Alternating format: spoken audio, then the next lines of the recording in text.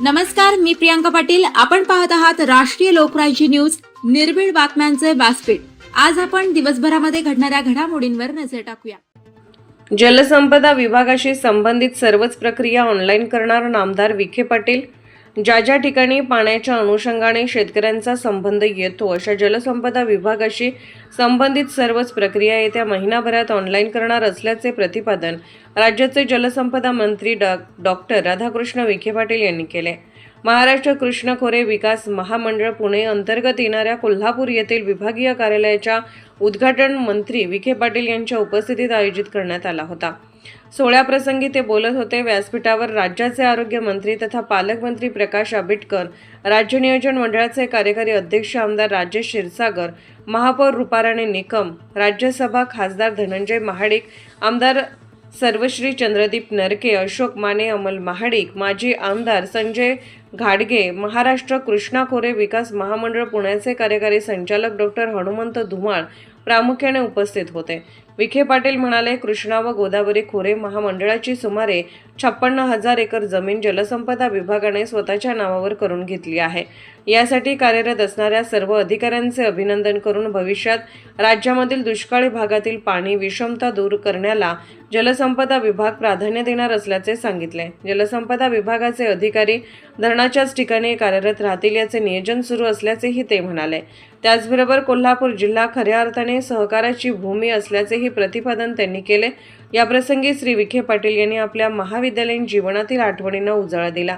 पालकमंत्री प्रकाश आंबेडकर म्हणाले, या विभागाने काळमवाडी धरणाच्या डाव्या उजव्या कालव्याच्या अस्तरीकरणाला मान्यता देऊन या धरणाच्या सुधारित प्रशासकीय मान्यतेच्या अनुषंगाने त्वरित येथील कामकाजाला प्रारंभ करण्यात यावा. कोल्हापूर शहरातील ब्ल्यू व रेड लाईनबाबत ठोस असा निर्णय व्हावा. त्याचबरोबर अलमट्टी धरणाच्या अनुषंगाने जे सातत्याने उभे राहणारे प्रश्न आहेत त्या प्रश्नांची सोडवणूक करण्यासाठी जलसंपदा विभागाने सर्वोच्च न्यायालयातील वकिलांशी बोलावे अशी आग्रही मागणी त्यांनी यावेळी केली. खासदार धनंजय महाडिक म्हणाले, कोल्हापुरात जरी मुबलक पाणीसाठा असला तरी जिल्ह्यात अनेक सूक्ष्म प्रकल्पांची आवश्यकता आहे.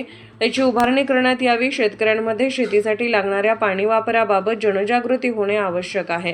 कर्नाटकातील अलमट्टी धरणाची उंची कोणत्याही परिस्थितीत वाढता कामा नये यासाठी प्रयत्न करणे आवश्यक आहे. यावेळी खासदार महाडिक यांनी हे कार्यालय कोल्हापूरला दिल्याबद्दल विखे पाटील यांच्याबद्दल कृतज्ञता व्यक्त केली.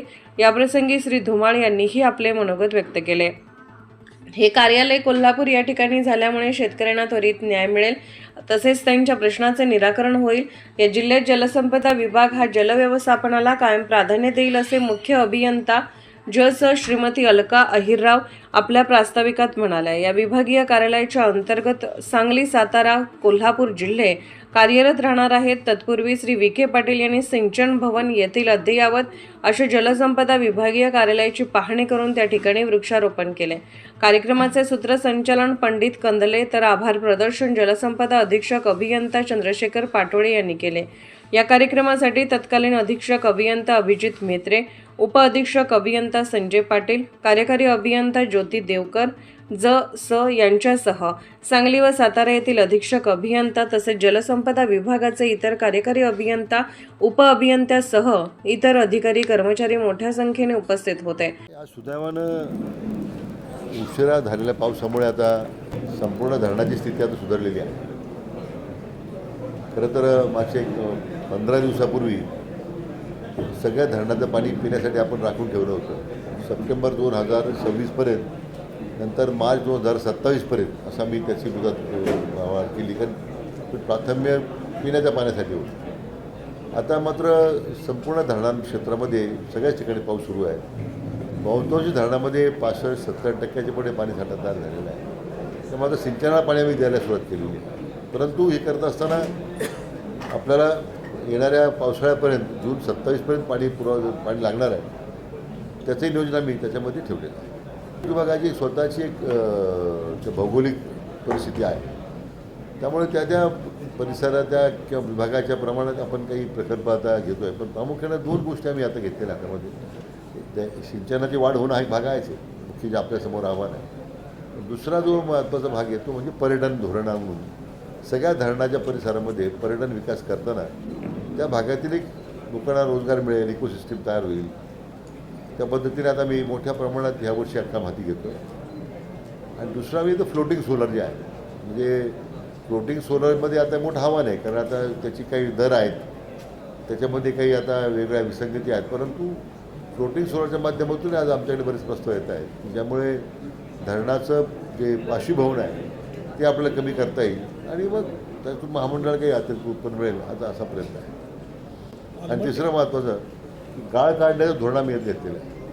बहुतेक ह्या पुढच्या महिन्या 2 महिन्यामध्ये निविदा निघतील बहुतेक धरणांच्या. त्यामध्ये आता चंदगडचे आमदार मोदयांनी असं मागणी केली होती काही ज्या भागामध्ये असे गाळ काढण्याच्या उपाययोजना करायच्या आहेत त्यावेळी त्या कामाला तर गती देतो.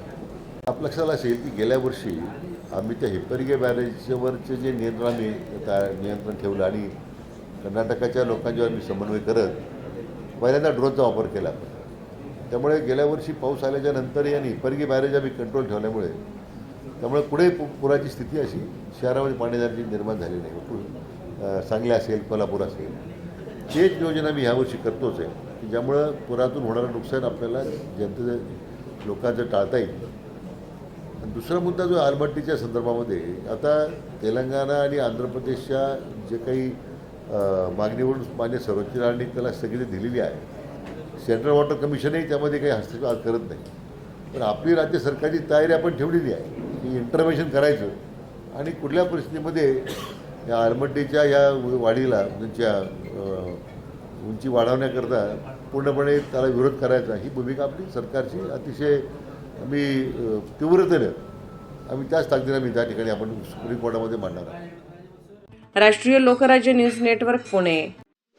ताज्या बातम्यांसाठी आणि अपडेट्ससाठी राष्ट्रीय लोकराज्य न्यूज चॅनलला सबस्क्राईब करा, तसेच लाईक आणि शेअरही करा.